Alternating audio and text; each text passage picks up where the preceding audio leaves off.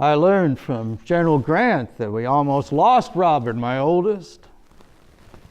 He tells the story thusly. He says that Robert, about a year ago, was on a train platform waiting for the train, and there was quite a crowd pushing up to get special tickets. Well, the plane platform was about the same level as the plane entrance, but of course there was a space in between the two, as there commonly is. Well, the crowd pushed him up against the train, and just as he was pushed up against the train started to leave the station.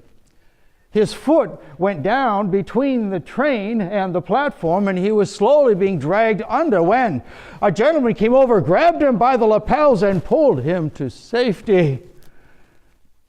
Well, he immediately recognized his savior. Well, you probably would have recognized the name. It's a very famous actor, Edwin Booth. Just an example of the divine mystery, Nicolay. My first encounter in the Civil War involved the rebel forces of Colonel Thomas Harris. My men were disciplined and ready for action. Well, we were ordered to march to the Salt River in Missouri and overtake Colonel Harris at that point. Well, Harris and his renegades had a reputation for being downright nasty. He was like a rattlesnake that would strike when you least expected it. Well, as we approached the brow of the hill from which it was expected Harris's camp could be seen, I felt my heart get higher and higher until it felt as though it was in my throat. At that point, I would have given anything to be back in Illinois, but I didn't have the courage to halt and consider what to do. So I kept right on. Well, finally, we reached the ridge of the hill. I commanded my men to halt. Slowly, I got down off my horse and I peeked over the top. Well, the place where Harris had been encamped was still there, and the signs of a recent encampment were plainly visible, but the troops were gone. Harris had skedaddled during the night. Well, for a moment, I was befuddled, but then it occurred to me, Harris was as much afraid of me as I was of him. Since then, I've never feared the enemy.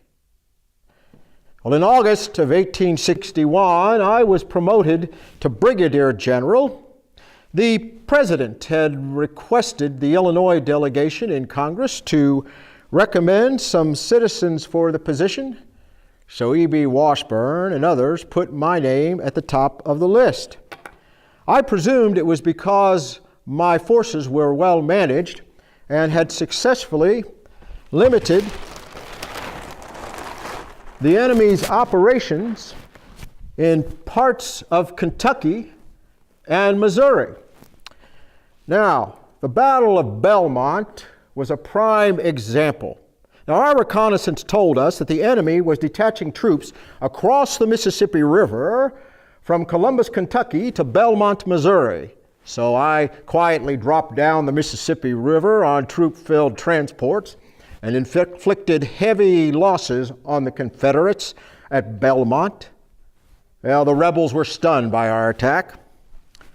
You know, I used 2 horses during that battle. Well, the first one was shot from beneath me as I gave commands in the field. But that second horse dutifully took me from skirmish to skirmish, seemingly unaware of musket balls and cannon fire. Well, it was as if that horse was wearing blinders. Well, once the damage had been done at Belmont, I ordered our troops to beat a hasty retreat back to the riverboats waiting at the riverbank. Oh, my horse and I, we waited patiently till every last man was back on board. Well, we had perched ourselves high on a 40-foot shoulder overlooking the bank.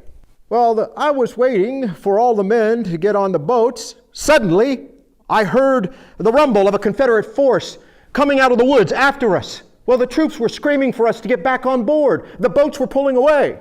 So I turned to estimate the size of the enemy force. My horse turned, saw about 100 rebels swarming out of the woods after us, took one last look down the steep embankment in front of him, took a moment or two to reconnoiter the situation. Then he slid 40 feet down that bank. The troops gave us a glorious cheer as we pranced on board. I guess that old boy thought he was some kind of hero.